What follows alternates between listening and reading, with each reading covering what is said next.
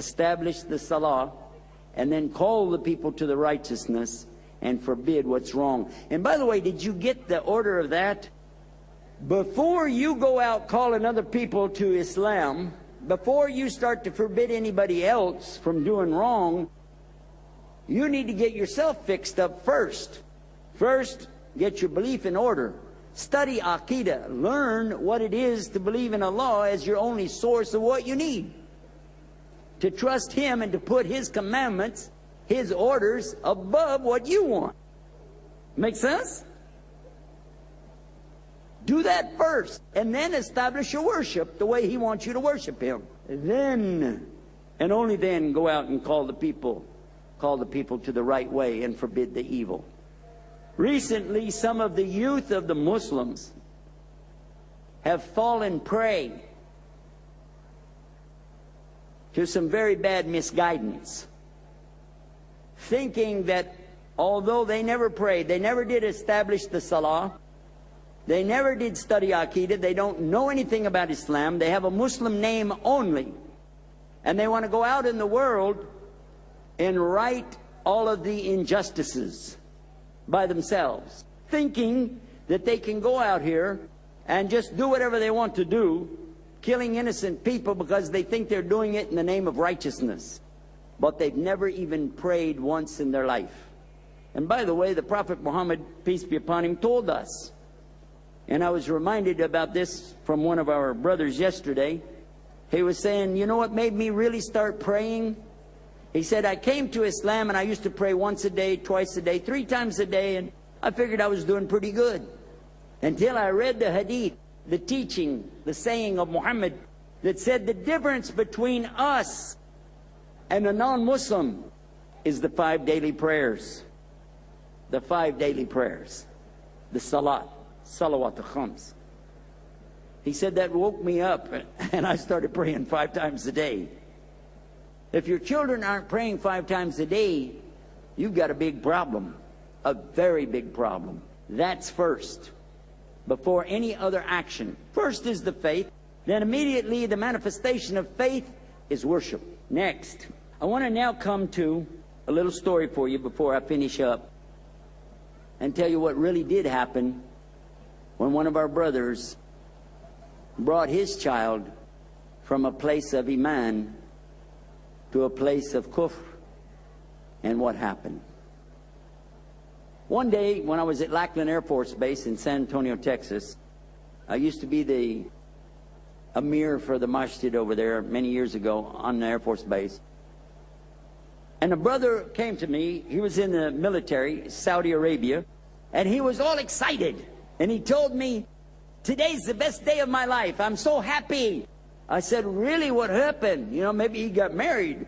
You know, maybe he, I don't know, did you get a visa for doing Hajj? Why are you so happy? He said, today I put my son in American public school.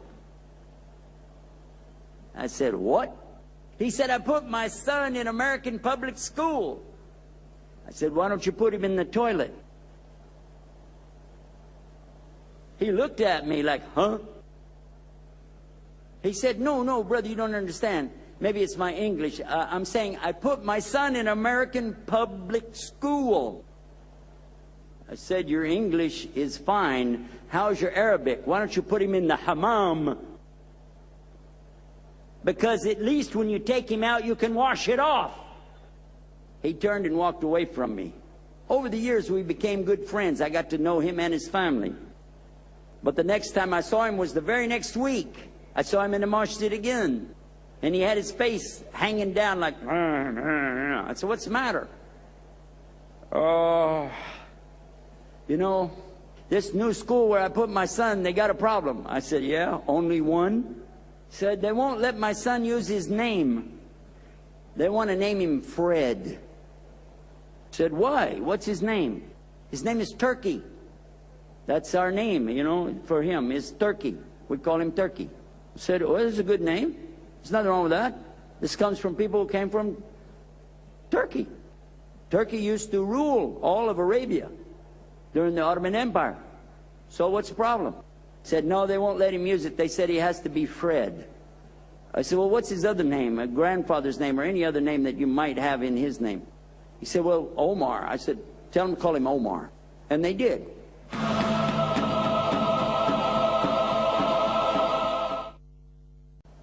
Well, I'm going to skip forward 10 years.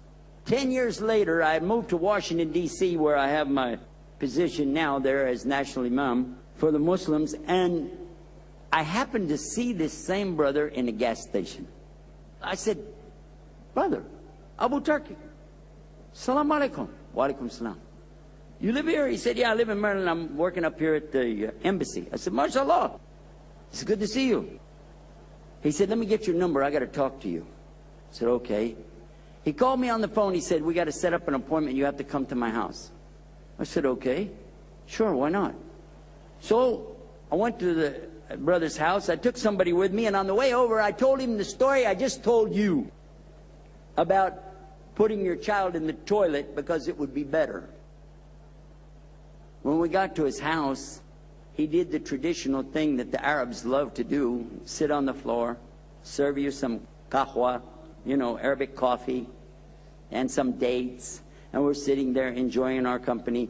And then he said, do you remember the first thing you said to me the day you met me? I said, I sure do. He said, no, I mean really, do you really remember what you said? I said, yes, I do. I just told him in the car on the way over. Ask him. He said, you told me, when I told you that I put my son in American public school, you told me it would be better to put him in the hammam, in the toilet. I said, that's right. He said, you're wrong. I said, okay, I've been wrong before. He said, you're wrong. He said, you should have told me it's 10 times worse to put them in American school than it is a toilet. I said, brother, what's the matter? He said, I don't even know where he is. And he started crying. He said, I don't have any idea. We don't see him anymore. He's just gone all the time. I said, does he have a car? Yeah. I said, how old is he? He said, 17. I said, 17 years old and he's got a driver's license? He said, yeah, we got his driver's license through the, you know. And you bought him a car? Yeah. Well, I can see one problem already. Has he got a cell phone? Well, every kid's got a cell phone. I said, okay, call him. So we called him. And I talked to him on the phone. I said, hey, man, I'm over at your house. Come on over. He said, okay, cool. And he came over right away. He didn't want to talk to his father, but he sat down with us. And I got to it quickly. I said, you know what? You want to go with me? 2 nights from now, I'm going to go somewhere to give dawah. You want to go? He said, sure. I said, well, we're going to go to jail to give dawah. He said, what? So we're going to go to the prison, the sijin, to give dawah. He said, yeah, I really want to go. I said, okay. So we picked him up and we took him downtown Washington, D.C. to the jail there. And when we went in, because the jail in Washington, D.C. has a chapel that they put in for the Christians. They use taxpayers' money to put in a whole chapel, complete with the organ, with the singing, with the whole bit. So the Muslims said, if it's equal rights, do we get to have a masjid? They said, okay. And they did. We have a place for wudu, we have musalla, and we even have a little niche, you know, for the imam to stand in while he is leading the salah. And then after the salah, I gave some dars or talk for a few minutes. And I asked, would anybody here like to become Muslim? Because some of them were visitors, guests. And we had some raise their hand and they entered into Islam.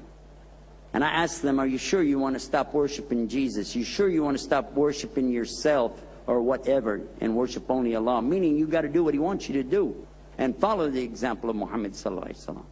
They all said yes and made shahada. Now I always cry when I give shahada. I can't help it because I always remember my own shahada. But when I looked over at this boy, I saw he was crying too. Tears coming down his face. Because he said on the way back, I never imagined what it was like.